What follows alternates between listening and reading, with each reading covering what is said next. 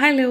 അപ്പോൾ ഇന്ന് ഞാൻ വന്നിരിക്കുന്നത് നമ്മൾ ഇപ്പോൾ എല്ലായിടത്തും പനിയുടെ സീസണാണ് അല്ലേ? എല്ലായിടത്തും പനിയാണ്, ജലദോഷമാണ്. പനി വന്നവരൊക്കെ പറയുന്നുണ്ട് മേലുവേദന മാറുന്നില്ല, പനി വന്നാൽ ശ്രദ്ധിക്കണം കേട്ടോ, വൈറൽ പനിയാന്ന് തോന്നുന്നുണ്ട് എന്നൊക്കെയാണ് ഇപ്പോൾ പൊതുവായിട്ടുള്ള പറച്ചിൽ.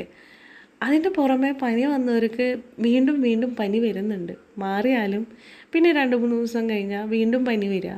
കുട്ടികളെ സംബന്ധിച്ച് വീണ്ടും വീണ്ടും പനി വരിക, ഡോക്ടറെ അടുത്ത് പോവുക, വീണ്ടും മരുന്ന് കഴിക്കുക, ആ രൂപമാണ്.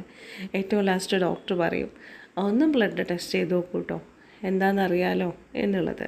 അപ്പം ബ്ലഡ് ടെസ്റ്റ് ചെയ്താൽ എന്താ കാണിക്കുക? ESR കൂടുതലായിട്ട് കാണിക്കും. നമ്മുടെ ശരീരത്തിലെ പ്ലാറ്റ്ലെറ്റുകളുടെ എണ്ണം കുറവായിട്ട് കാണിക്കും, അഥവാ ബ്ലഡിലെ കൗണ്ട് കുറയുന്നതായിട്ട് കാണിക്കും.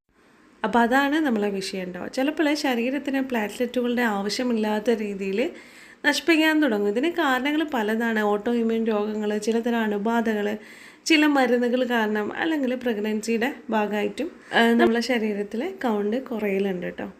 അപ്പോൾ ഇതാണ് നമ്മളെ കൗണ്ടിൻ്റെ നോർമൽ റേഞ്ച് എന്ന് പറയുന്നത് കേട്ടോ. അപ്പോൾ അറിയാത്തവർക്ക് അറിയാൻ വേണ്ടിയിട്ട് ഇവിടെ ഇട്ടുന്നുള്ളൂ കേട്ടോ. അപ്പോൾ ഇത് കൗണ്ട് കൂടാൻ വേണ്ടിയിട്ട്, അഥവാ നമ്മളെ ബ്ലഡിലെ പ്ലാറ്റ്ലെറ്റുകളുടെ എണ്ണം കൂടാൻ വേണ്ടിയിട്ട് നമുക്ക് വേണ്ട കാര്യം എന്ന് വെച്ചാൽ നിസ്സാരമാണ്, എന്നാൽ പവർഫുള്ളാണ് എന്ന് പറഞ്ഞ അവസ്ഥയാണ് കേട്ടോ. നമ്മളെ പപ്പക്കായുടെ ഇലയാണ് കേട്ടോ. അപ്പോൾ ഒരു പപ്പക്കായുടെ ഇല എടുക്കുക, അത് മിക്സിയുടെ ചെറിയ ജാറിൽ ഒന്ന് അടിച്ചെടുക്കുക, ഇത്തിരി 2 ടേബിൾ സ്പൂണോളം വെള്ളം ഒഴിച്ചിട്ട് അടിച്ചെടുക്കുക, അതൊന്ന് അരിച്ചെടുക്കുക. അതാണ് അരിച്ചെടുക്കുന്ന ആ ജ്യൂസാണ് നമ്മളെ മരുന്ന് കേട്ടോ. അപ്പോൾ അതിൻ്റെ ഡോസേജ് എന്ന് പറഞ്ഞാൽ വലിയവർക്ക് 30 ml വെച്ചിട്ട് 3 നേരം ഭക്ഷണത്തിന് മുമ്പാണ്.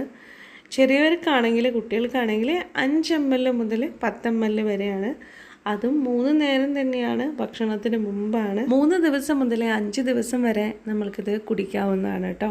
അപ്പോൾ കുട്ടികൾക്കാണെങ്കിലും വലിയവർക്കാണെങ്കിലും ഇങ്ങനെ പ്ലാറ്റ്ലെറ്റുകളുടെ എണ്ണം കുറഞ്ഞു കഴിഞ്ഞാൽ നമുക്ക് ഇത് ചെയ്യാവുന്നതാണ്.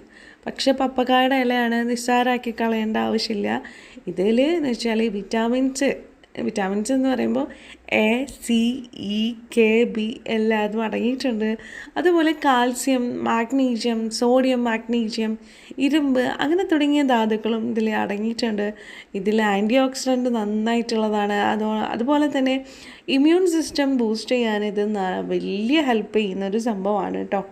അപ്പോൾ എന്തുകൊണ്ടും നമുക്ക് നമ്മുടെ ശരീരത്തിന് ഏറ്റവും ബെസ്റ്റ് ഒരു പവർഫുള്ളായിട്ടുള്ള ഒരു മരുന്ന് കൂടെയാണ് നമ്മളുടെ പപ്പായ ഇല ജ്യൂസ് എന്ന് പറയുന്നത് കേട്ടോ. അപ്പം നമ്മളത് ഇതൊരു ഇലയല്ലേ എന്ന് വിചാരിച്ചിട്ട് ഈ അളവിന് കൂടുതൽ കുടിക്കാനും പാടില്ല, നിസ്സാരമാക്കാനും പാടില്ല കേട്ടോ. ഈ അളവിന് കൂടുതൽ കുടിച്ചു കഴിഞ്ഞാൽ നമുക്ക് BP പ്രശ്നം, അല്ലെങ്കിൽ ഷുഗർ കുറയുക, അങ്ങനെ ഒത്തിരി പ്രശ്നങ്ങളുണ്ട്. അപ്പം നമ്മൾ മാക്സിമം ഇതിൽ പറയുന്നത് നമുക്ക് പറ്റാവുന്ന ഒരു ഡോസേജാണ്. അപ്പോൾ അത് വിട്ടിട്ട് നിങ്ങൾ കുടിക്കും ചെയ്യരുത് കേട്ടോ.